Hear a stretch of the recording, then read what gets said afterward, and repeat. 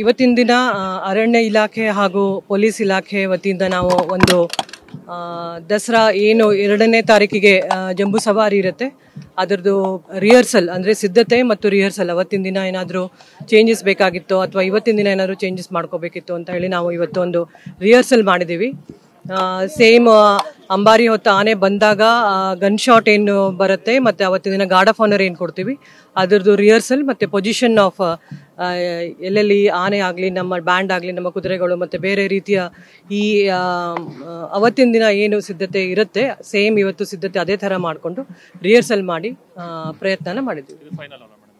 ಹೌದು, ಇವತ್ತು last rehearsal ಇರುತ್ತೆ. ನಾಳೆಯಿಂದ ರೆಗ್ಯುಲರ್ ಆಗಿ ಬಂದೋಬಸ್ತ್ ಪೊಲೀಸ್ ಬಂದೋಬಸ್ತ್ ಇರುತ್ತೆ.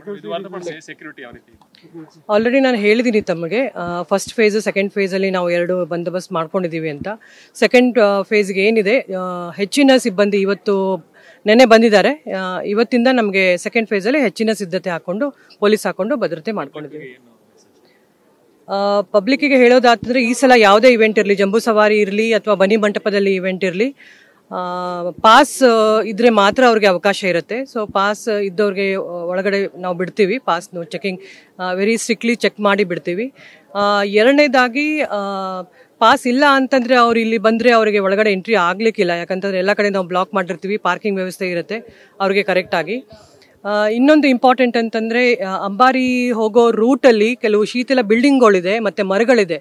ಸೊ ನಾನು ಪೊಲೀಸ್ ಇಲಾಖೆಯಿಂದ ಮತ್ತು ನಮ್ಮ ಡಿಸ್ಟ್ರಿಕ್ಟ್ ಅಡ್ಮಿನಿಸ್ಟ್ರೇಷನಿಂದ ಹೇಳೋದೇನು ಅಂತಂತಂದರೆ ಯಾವುದೇ ರೀತಿ ಶೀತಲ ಬಿಲ್ಡಿಂಗ್ ಮೇಲೆ ಹತ್ತಿ ಕೂತ್ಕೋಬಾರ್ದು ಅಥವಾ ನಿಂತ್ಕೋಬಾರ್ದು.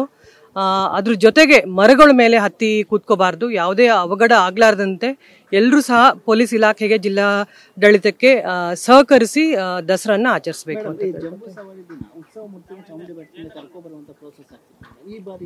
ಅದ್ರ ಬಗ್ಗೆ ನಾವು ಹೇಳ್ತೀವಿ ಆಮೇಲೆ.